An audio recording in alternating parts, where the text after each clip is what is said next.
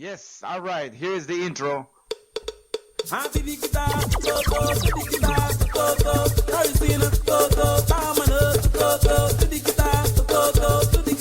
Welcome to Garifuna Music and Talk with DJ Labuga, the home of the classic Garifuna music.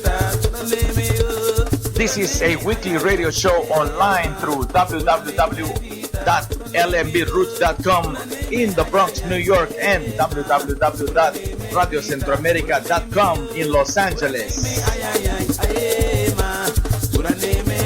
We are live every Wednesday from 7 to 9 p.m. Pacific Standard Time and 10 p.m. to midnight Eastern Standard Time.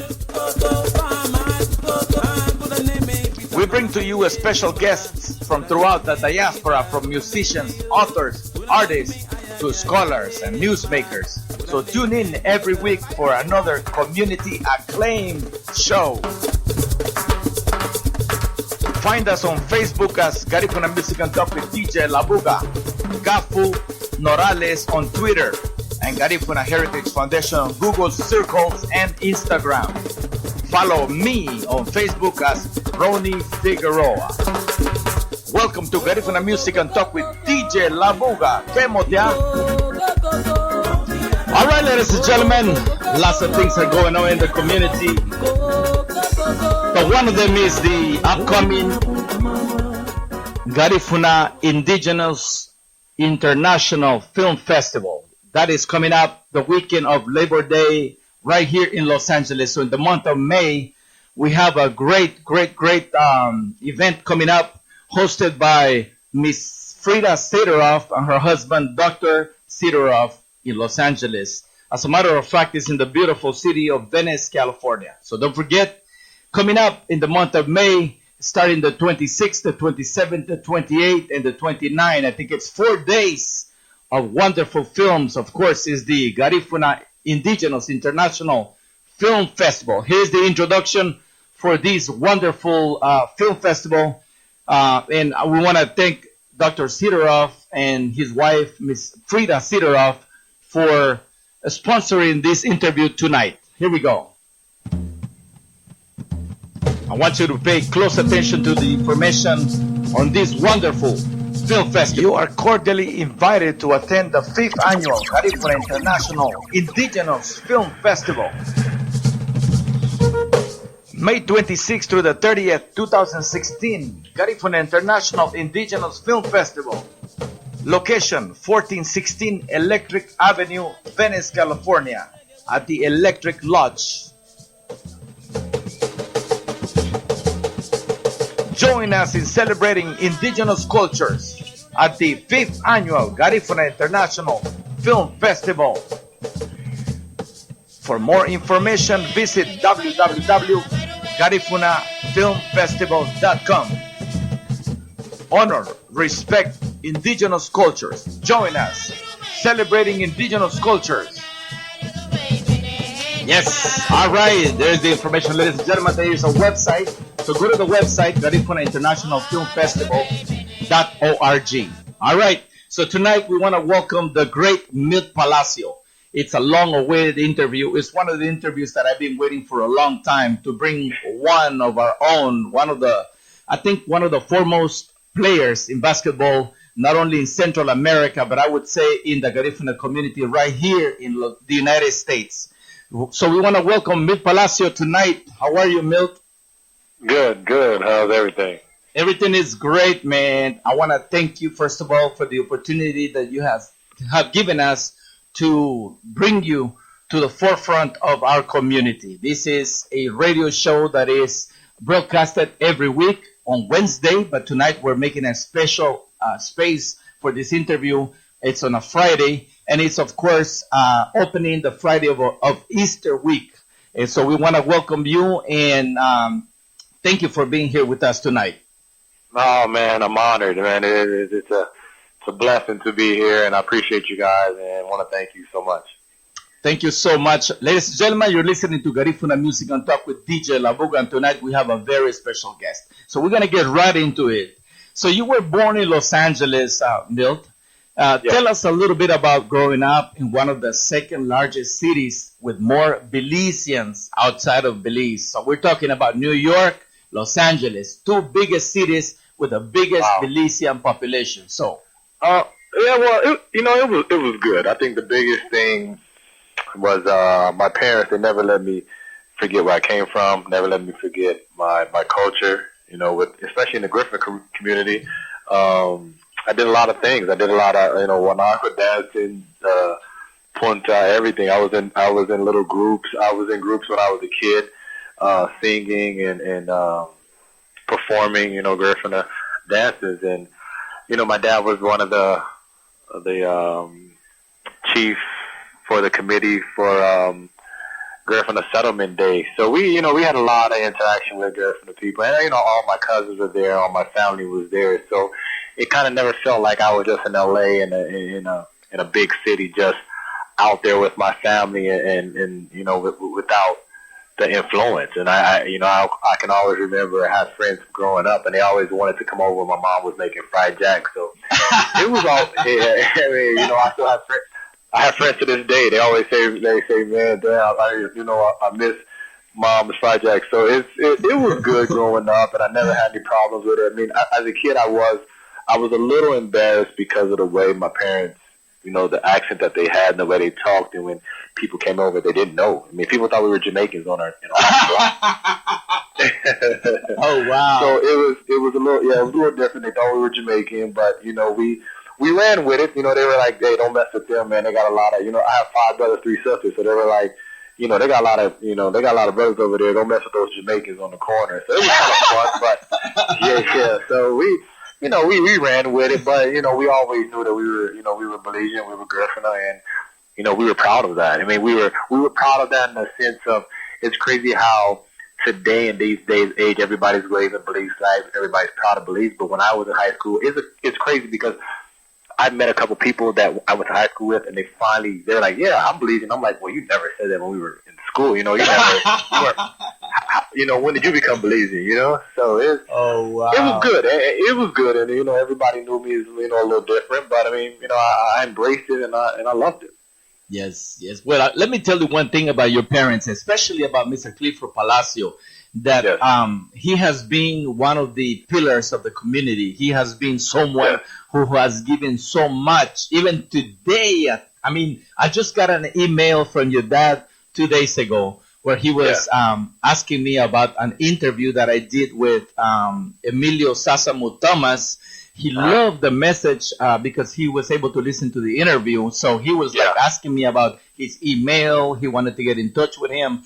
But when I sit with your dad and we talk about all the things that he used to do in the community, he laid the foundation for what we have today. I mean, if you come to Los Angeles today, Milt, you are able to see the Wanarawa dancers in December dance in the streets of Los Angeles. No shame. You know what I mean? It's just the pride that people take in doing the Wanarawa. It's just like if you were in Belize. So that's amazing. It's crazy because a lot of people, especially growing up, I'm telling you, when I was a kid, you didn't really realize it, but we were kind of, I won't say ashamed of it, but we didn't really celebrate it, or it wasn't, out in the open like that. We had our Garifuna Settlement Day at, St. Francis Cabrini Church, and with the drums, and I used to be an altar boy every year, and, I love those things. I look forward to those things as a kid, and it's just funny now, thinking back on that, how I did, but, he did a lot, and that's one thing about him. He was always trying to get that message out, and I remember, being a kid, he used to always say, I used to want to go to movies or want to go hang out with my friends. He was like, no, I don't want you to get those American influences. I never realized what he was saying, but until I got to college and kind of just saw some of my friends, some of my guys, how they kind of, went by the wayside, and then I figured out what he was really, the message he was trying to give me. So, yeah, he tried to do it. And one thing I think I got me being humble for my mom and my dad is that they didn't boast about it. My dad did so much in the Garifuna community, did so much for those people, and he never really wanted to take credit for it. He just really wanted to open people's eyes and get them, and to get the message out there that the culture is here and alive, and he wants to preserve it, and he wants to keep it going. Yes, yes. Thank you for that, Milt. You know what? And just to lay the foundation for the rest of the interview tonight, because we're going to ask you some very personal questions about your life and everything. But one of the things that I want to do first is I want you to talk about your parents. I want you to talk about your mom. Rest in peace, her soul. Yeah. Wonderful lady. I love her. Yes. And then I want you to talk about your dad, please. It's my mom was, I got, like I said, I got all my strength and my humbleness from her. I mean, and it's just funny. Sometimes I sit back and just laugh at some of the things that me and her discussed, that we talked about, and things that we, me growing up. And, she was the one, my dad was the strict one. He was a stickler. She was the one, like, her run to the park, her up and go play, her up and, go play ball outside before your dad gets home because, if my work wasn't done, my dad would come in screaming. So she would be like, okay, listen, I'm going to take, Wow. So, I mean, from her, I took it, and a lot of people always ask me, like, being in the NBA, how am I such, still grounded or still the same person that I've always been? A lot of people thought that I was going to change. A lot of people, and it was the craziest thing was that I met people at the CARICOM playing in Belize. When I came back to Belize and I came back as an NBA player, they were like, you didn't change. You're the same person. Well, I mean, what am I going to change for? I'm still, Milt Palacio, regardless of where it is. I'm still, I'm still the little big head kid that used to carry my basketball everywhere around. And I just worked my butt off a little harder to get to where I wanted to get. But I mean, my personality is never going to change. So I think I got that from my mom. And I know that's from her. I know that she's that type of person. She's, she doesn't ask for too much. She doesn't want for anything. She just, her biggest thing was just make sure I was okay. I was, I was doing my schoolwork. I was making sure, when I was in college, just making sure she would call me. She would call me and say, "Mom, did you eat?" And I used to, it was a running joke. I was like, "No, I starved myself today." So, so it was that type of thing. And she was the background. She held us, she held our family together. She was she was the background, and she did what she had to do. Especially coming from Belize illegally, and then getting their papers and able to settle in. So, Yes. like I said, I got a lot from her, and then my dad, on the other hand, he was a disciplinarian. He was no schoolwork, no school books, no play. He didn't play with that. He didn't care. And I remember, vividly. I remember I had a playoff game for football, and I got a note home from the teacher, and he didn't let me play in the game that weekend. My coaches called. The game started at 10. My coaches called starting from 7 o'clock, and he told him at 7:30. Can you please? He told him at 7:30 in the morning, "Can you please stop calling his house? He's not going to play." And I learned that lesson early to get in my schoolwork, take things seriously. You're not promised anything, and I think that's the biggest thing that I learned from him. And being on time, being diligent, being disciplined. I think it helped me so much in college because I saw so many guys maybe coming to practice late, maybe missing buses, missing trips, and me, I never had anything like that happen to me. So I always joke with my kids. I say, I hated my dad at points when I was growing up, but when I got to college, I loved him and I appreciated everything. I remember my freshman year coming back after I signed with Colorado State. I told him, "Man, I appreciate what you did for me." Wow. Well, parents out there listening tonight to Milt Palacio, please take notes. Please take notes because we need that type of a strict discipline today. I mean, we have so much going on in our society. We are surrounded by so much distraction, social media and things like that. And then our kids get affected, and we don't put the time, if you don't put the word, the way that Milt Palacio is sharing with us. And I hope that you are taking notes, parents out there listening, those of you who are listening in Belize, in Guatemala, and Honduras, because we have listeners tonight who are in St. Vincent and the Grenadines listening to one of their own, a Garifuna. Yes. Man, and so we have people in the Bronx. So those of you who are listening tonight in Los Angeles, in the Bronx, please take notes because this is important. We have to learn to live by rules because otherwise we're going to suffer out there. Our kids are going to suffer out there. It's to the point where I always say I never had to try to fit in. And I think that's the problem with kids nowadays. They want to fit in. They want to look cool.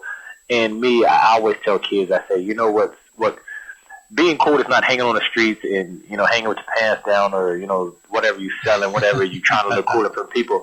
Being cool is getting an education, getting a diploma, getting a graduate from high school, graduate from college, having a job, not living in your mother's basement, not borrowing money from your parents. I mean, saying that you have a job, saying you can do it. I'm not saying you're going to go to the NBA. I'm not saying you're going to make money in a professional, but you still can make money working, taking care of your family, taking care of yourself. So I think that's being cool. That's the cool thing.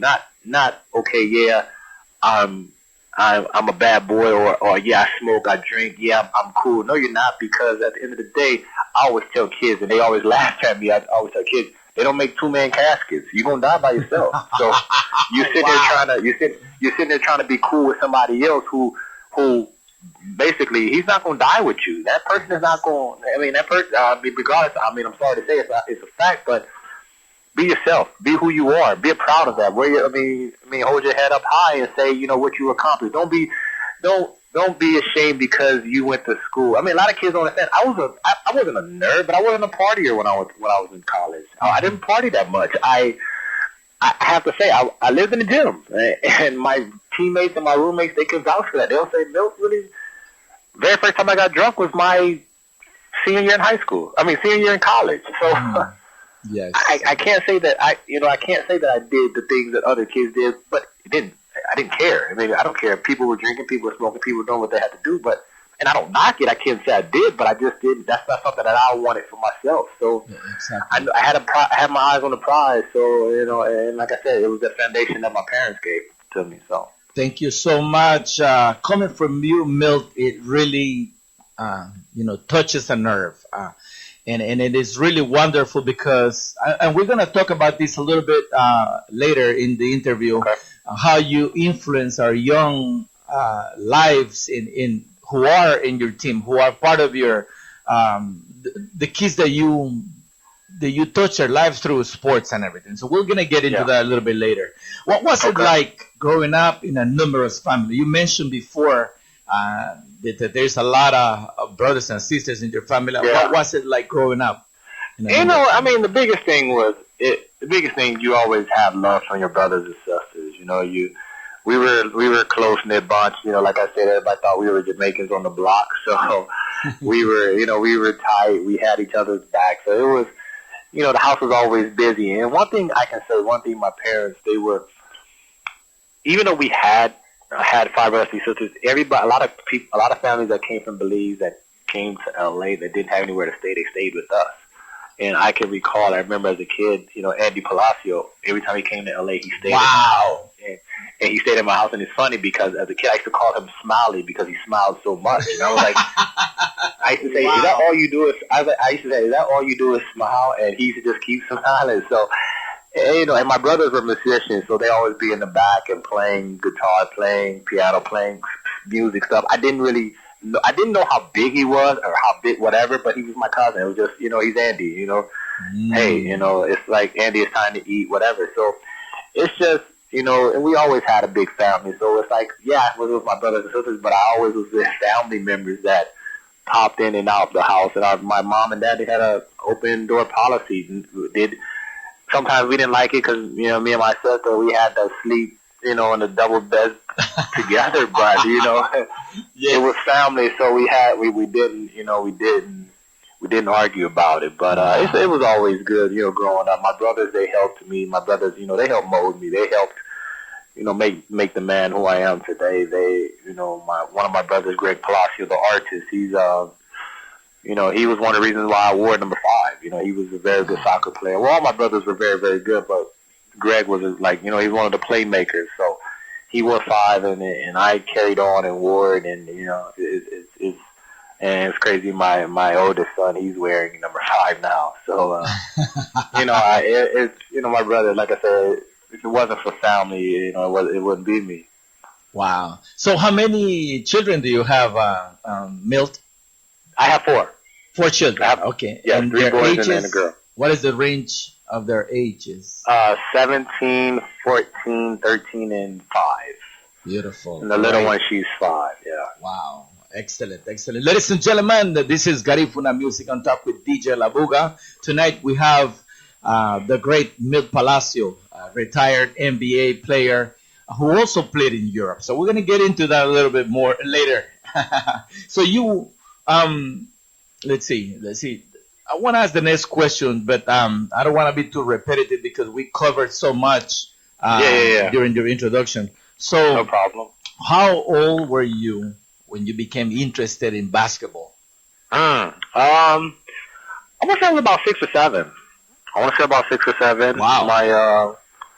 My brothers, they were playing in the backyard, and I just, I jumped in, and I mean, from then on, I've been loving basketball since then. So I want to say I've been watching. I've been a sports fanatic. My brothers, they all play soccer, so especially coming from Belize, soccer is the biggest sport. So we all, I played a little bit, but I wasn't that good. So I can, I can admit to that I wasn't a soccer player. But basketball and football were my sports, and it was about 6 or 7. Wow. Excellent. Now, I want you to take a minute to acknowledge all the beautiful people who are tuning in tonight. We have lots of people all over the United States, Belize, Central America, in the Caribbean. So please take a minute to acknowledge all of our beautiful listeners, and especially the young ones who are listening to your message tonight. I just want to say thank you. I mean, I want to say thank you for tuning in. Thank you for listening. Thank you for, hearing me, give my story and give what I can give to the kids, and definitely for the kids, biggest thing is just believe in yourself. Don't let anybody else tell you that you can't do it, because I heard it too many times. I heard I can't do this so many times, and I never stopped believing. And I think that's the biggest thing. You can't say, okay, well, so-and-so doesn't believe in me. So you have to believe in yourself. You have to believe in your abilities. And also at the end of the day, you have to put the time in. So once you put the time in, one thing I did, I remember my cousins, when my mom passed, they came to my house and they said, oh my God, I remember you just sitting there with a basketball, just dribbling, just making all that damn noise when you're a kid. So, so it's funny. So, we laughed about that, but it's good. And I just want to say thank you for everybody listening. Shout out to everybody who is listening. I appreciate it so much. Beautiful. Who was your inspiration for basketball? I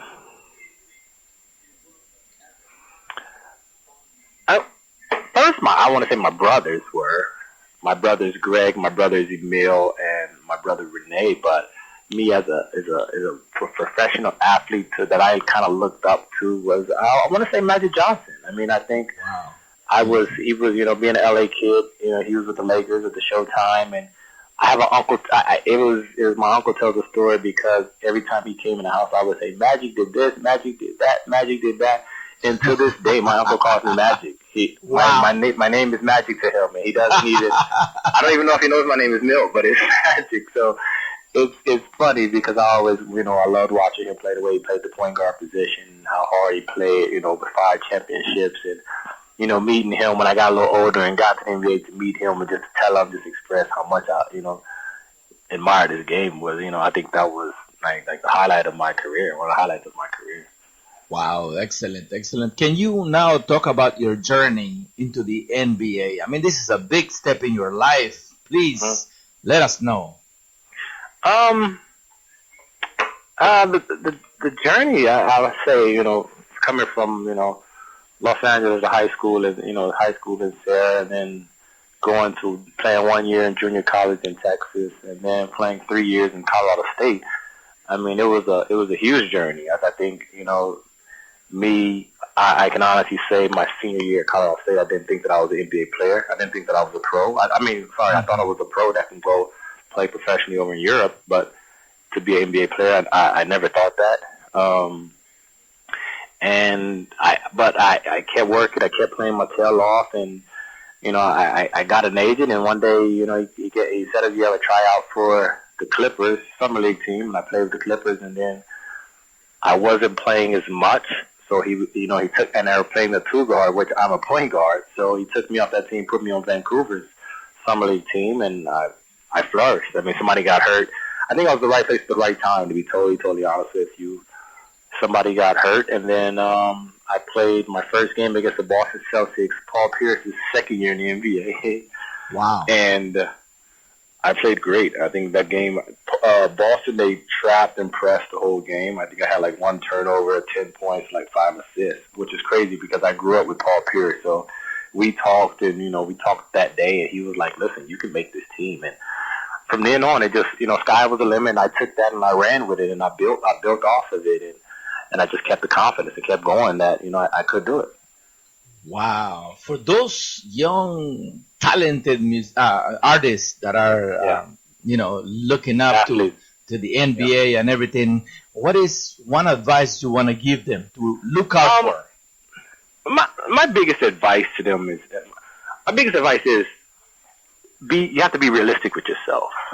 Because I think a lot of people feel, yeah, I'm good, I'm so good, I can make it to the NBA. You have to understand that there are about I want to say, 1 million people that think they can make it to the NBA.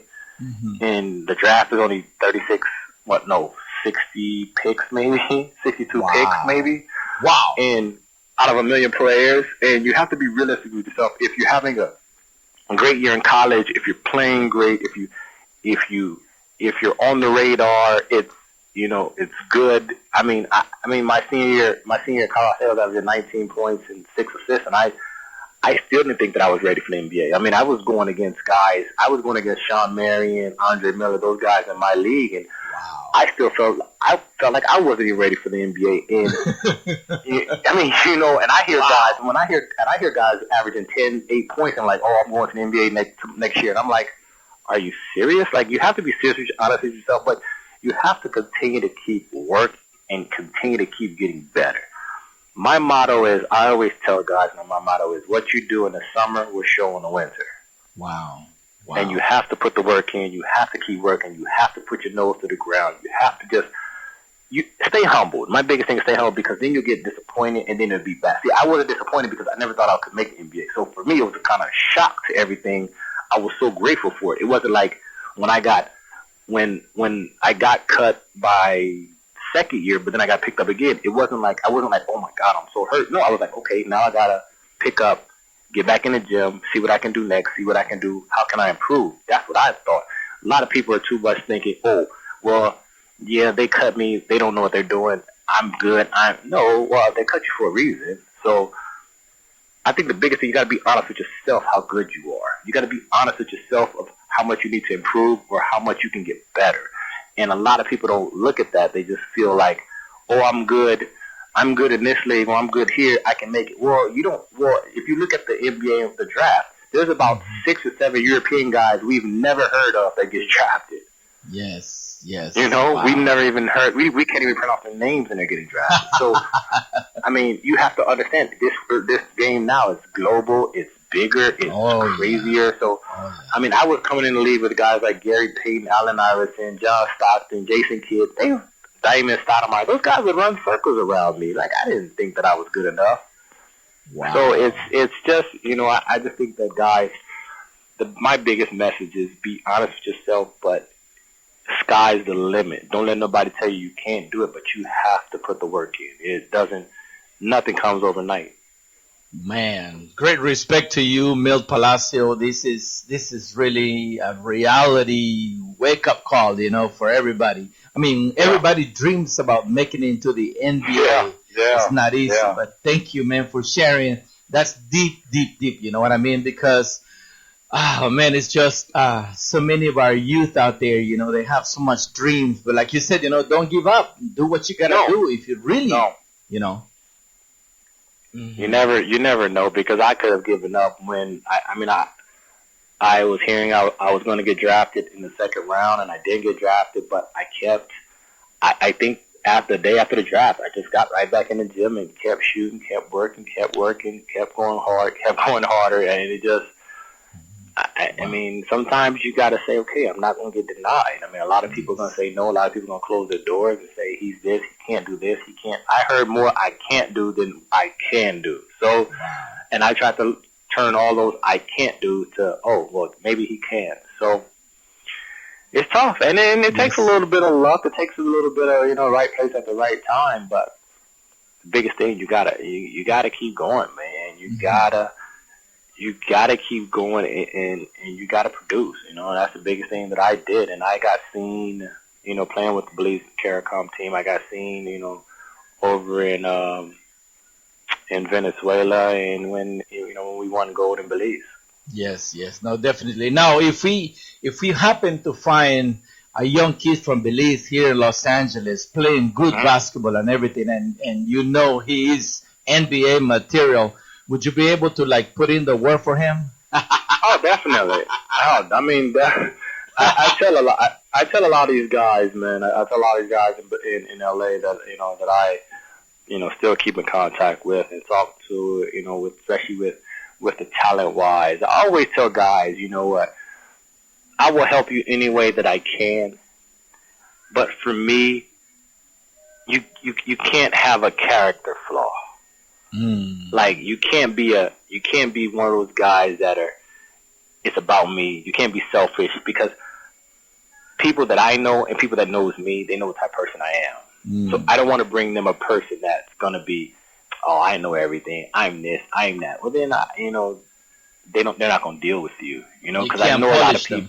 Yeah, I know a lot of people, and I know where I can try to help you or try to force you in the right direction, but I just don't want you to be one of those guys that humble yourself. That's my biggest thing, man. Humble yourself, because this game is bigger than you. The game of basketball is gonna, when you stop playing, it's gonna keep going on. I mean, wow. Yes, indeed. It's not gonna stop. You gotta look at it. You gotta look at like I look at my high school. My high school, they're still winning championships. I look at college. My college team, they're still playing good. You look at the NBA. I mean, I play with the Raptors. The Raptors are still playing basketball. They're not. So you have to, you have to humble yourself and realize that it's a gift. You're not. It's a privilege. Yes, yes. All right, beautiful. Ladies and gentlemen, this is Garifuna Music on Talk with DJ Labuga. Tonight we have very own Milt Palacio, a retired NBA player who is here with us live from his home somewhere in the East Coast, but we're live from the studios in Long Beach. Now, my next question to you is, getting an education must have been a priority for you while you were also trying to make it into the NBA. What is your advice to those young men and women involved in collegiate sports and getting an education, of course? My biggest thing is education is first and foremost. You have to. Me, I was child psychology, so I always wanted to teach with that. I always wanted to teach. I always wanted to be a teacher. And now that I'm coaching, it's it's imperative. You have to get that degree and that degree, and you have to get that education, because nowadays you can't do anything without education. People won't even look at you now. People won't even accept. Don't let basketball use you. Use the game of basketball. I always say beautiful. That. I love it. I always say that. Don't let the game use you. You use the game, and you get a scholarship. You use that scholarship to make sure you get your education, because it's tough when the ball. You're gonna play basketball for about maybe 10 to 15 years at best, at most, maybe 10 at most. After that, now you got your whole life to live. So you have to be prepared for the next journey, for the next step. Yes. And talking about a journey, let's talk about the journey in the NBA. You suffered a left knee injury, which led to a microfracture surgery, and you continued to rehabilitate at the Jazz a practice facility, and you remain open to re-sign with the Utah Jazz. What made you decide to leave the NBA and play professional basketball for Serbia for the 2007-2008 season? Yeah. The biggest thing was that because I didn't have a guaranteed contract. So when you get your 7th, 8th year in the league, you want to have that guarantee, and I didn't have a guarantee, and Serbia came with a guaranteed contract. So I mean, at the end of the day, now I have to take care of my family. So I didn't have no clue what Europe was about. I didn't know Europe. I had no clue. And Serbia was probably one of the best places that I've ever played and I've ever been. They welcomed me with open arms, and it was high level basketball. It was EuroLeague, so it was just an experience that I'm at the end of the day I'm glad that I did go. Of course I would have loved to stay in the NBA. Of course I would have loved to play, here in the States. But if I had the opportunity to go in Europe and now travel Europe and play, and yeah, it was beautiful. Yes, yes. So you had a 7-year career in the NBA, and you made, very decent, very nice money there. Yes. But you also played professional basketball in Israel and several countries in Eastern and Western Europe. Can you tell us a little bit about that? It's different. It's different. Definitely the food, the culture, the weather, it's a lot different, but it was the best experience that I could ever have. Experiencing European ball and playing with a lot of and I play with a lot of these guys that now they're NBA players. With a guy like Dragic that's with the Heat, a guy like Pekovic that's with Minnesota, Moskov in Cleveland was a teammate of mine. Teletovic in Phoenix was a teammate of mine. So I've played with a lot of these guys, which when I played with them, they were kids, but it was great. It was great. And I think the biggest thing, it was crazy because I went over there as an American, and every guy on my team was like, why you don't act like Americans? They always ask that. They're like, you eat the food, you eat, you hang around us, you try to get to learn the language. And I was like, listen, I'm cultured. I'm not, I don't come over here like I don't want to.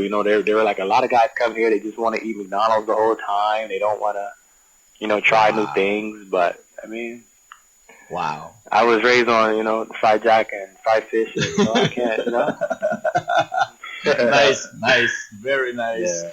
Beautiful. I love you, man. You are really true from the heart, and I am sure that you are a great inspiration to the children that you work with, the youth that you touch their lives through sports and through your motivational speeches and in the example that you are to them.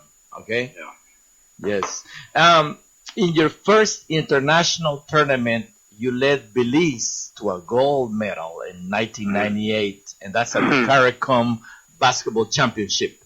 You were also a member of the team that won a silver medal at the 2009 FIBA Cocaba Championship held in Cancun, Mexico, losing in the finals to the host country, of course, 106 to 103. How did you become a member of the Belize national team?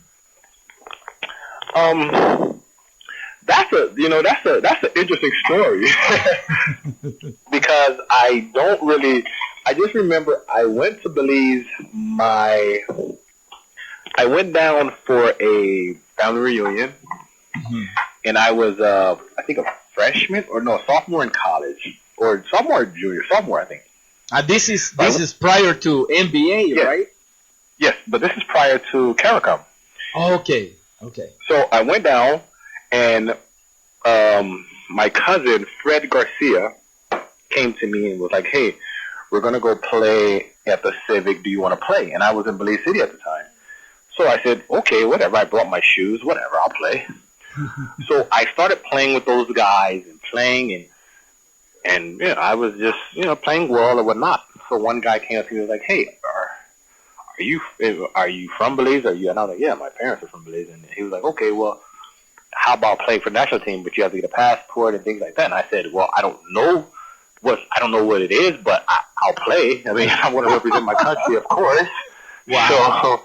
So I played that day, and we played, and then I got a call maybe a couple months later, and they were like, "Well, listen, we're trying to put a team together to come down to Belize and practice for a couple months, and then we're going to play. We're going to play in a tournament. We're going to play against a couple NBA guys, the pro guys, and then we're going to exhibition and play." And I was like, "Okay." And I was like, "Well, I was just going to stay at Colorado State and work out and work, the whole time." So I came down to play, but that was pretty much it. And then I fortunately, I got a passport, in a couple months or whatnot, and then they flew me out there, and I was in Belize, trying to, waiting for practice the next day.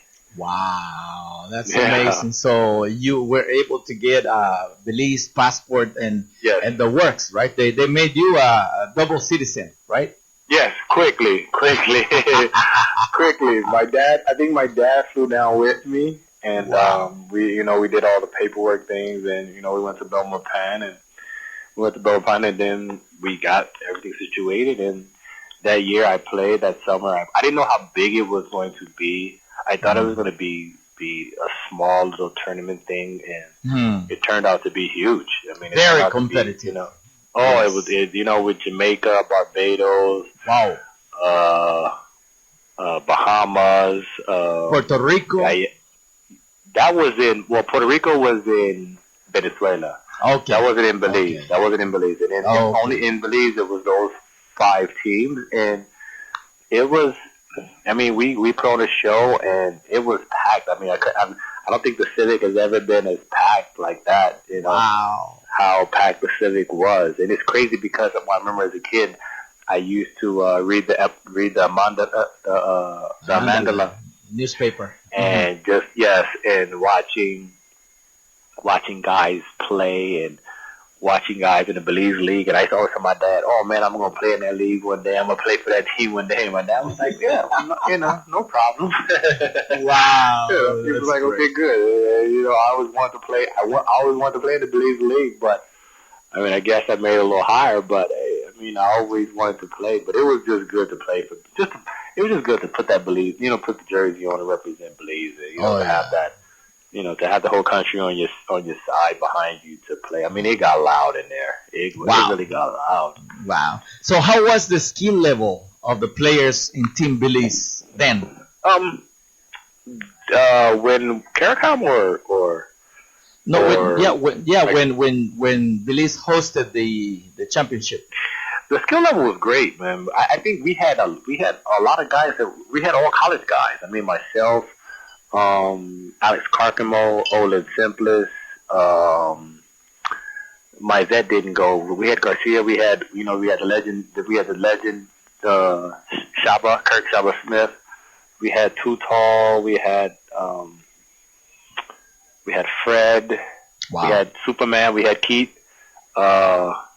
We had a good team, man. I mean, we were a really good team. And then David Greenwood came down and coached us, and he did a hell of a job. And he really got us together. I think he was good for us because how they got people. How they have the Belize time when they say practice at 6, people showed up about 6:30. So he tried to get that out of us, and make sure guys get there at 6:00, which he did, and we responded, and we practiced hard, and we played hard, and it was good. It was fun.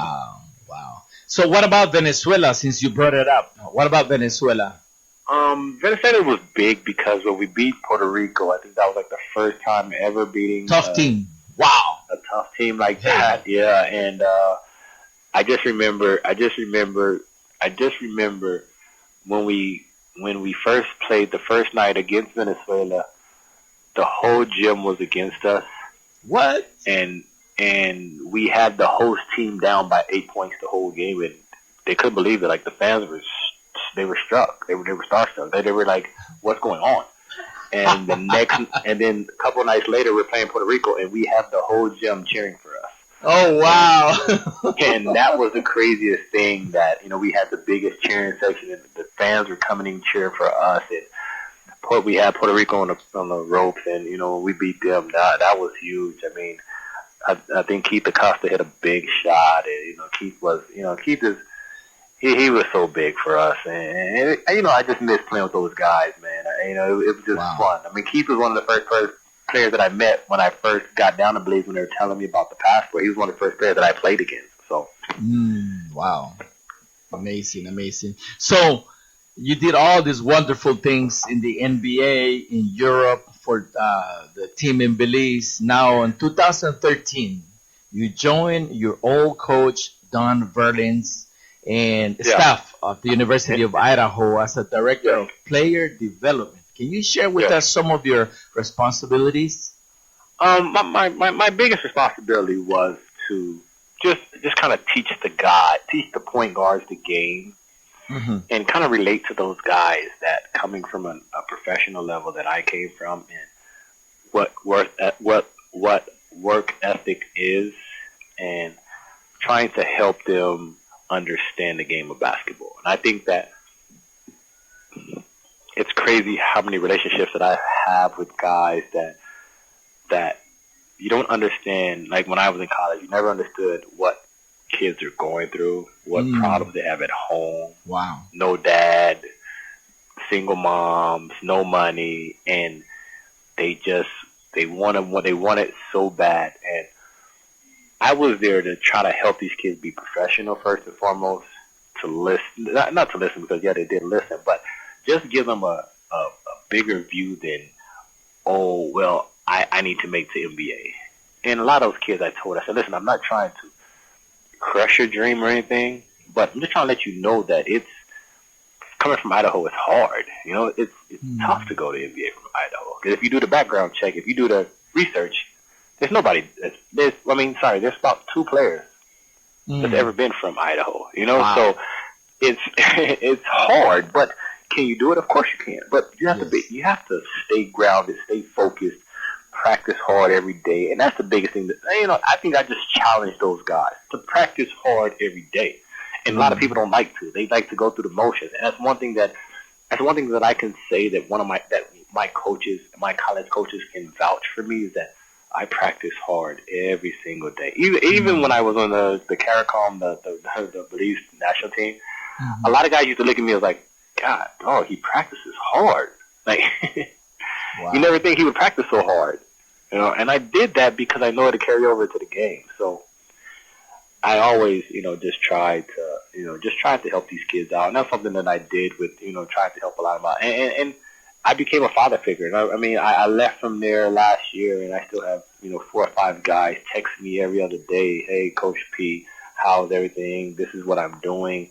I'm glad that I listened to you. You helped me so much. So it was good, man. It's good seeing that and, helping these kids grow up. Wow. Well, thank you for sharing that, Milt Palacio. Bless your heart. I think you have been an inspiration to all these youth who are going through the struggles, through the motions to try to do what they have to do. Not necessarily get into the NBA, but just to deal with life on a daily basis. Thank you for that. Yes. Well, we have come to the end of this wonderful interview. I really thank you for the time that you have spent with us, almost 1 hour. I know. Do you have a special message for our youth? I don't think there's a special message. I think that a lot of people, a lot of kids, when I do a lot of camps and I do a lot of little kids camps and I talk to people, they'll say, is there anything special you did? I don't think it was anything special I did. I just think I respected the game, and I tried to use the game of basketball to get far, to travel the world, to see different places, to meet different people. I have pictures with the Prime Minister and Mr. Barrow. Those are honors that you have, and you meet people. And I just tell kids, man, just whatever you do, put your heart into it, because you never get a second chance at a first impression. Yes, indeed. And I think that's the biggest thing. And I think you just humble yourself. You respect it. Respect the game and respect the people around you, and just go as hard as you can. I think that's the biggest message that I have, is that respect it. Yes. Well, thank you so much, Milt. I'm looking at a picture, a poster that you have on your Facebook page, and it says Milt Palacio, La mano que mece la cuna. How did you get that? Must have been in Spain, right? Yes, it was. It was in Spain. That was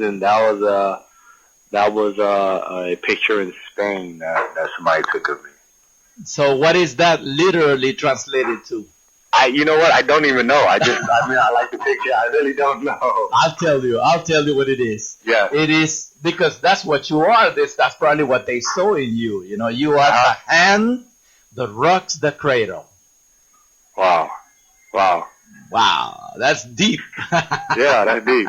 That's very deep. Thank you so much, Milt Palacio. Hey, Good night, and we love you, man. Keep doing what you're doing and changing lives. Very important. Try to. Thank you so much. Seremen. Butugunyo. Ayo. All right. All right, ladies and gentlemen, this has been another wonderful interview with retired NBA player Mr. Milt Palacio, who was live tonight from the East Coast. This is Garifuna Music and Talk with DJ Labuga, and this is your weekly radio show, Garifuna Music and Talk with DJ Labuga, tonight on a Friday night. Yes, que motia.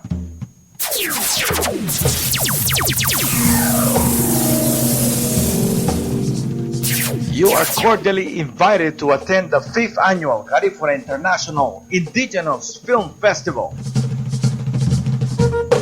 May 26th through the 30th, 2016, Garifuna International Indigenous Film Festival. Location, 1416 Electric Avenue, Venice, California, at the Electric Lodge. Join us in celebrating indigenous cultures at the 5th annual Garifuna International Film Festival. For more information, visit www.garifunafilmfestival.com. Honor, respect indigenous cultures. Join us celebrating indigenous cultures.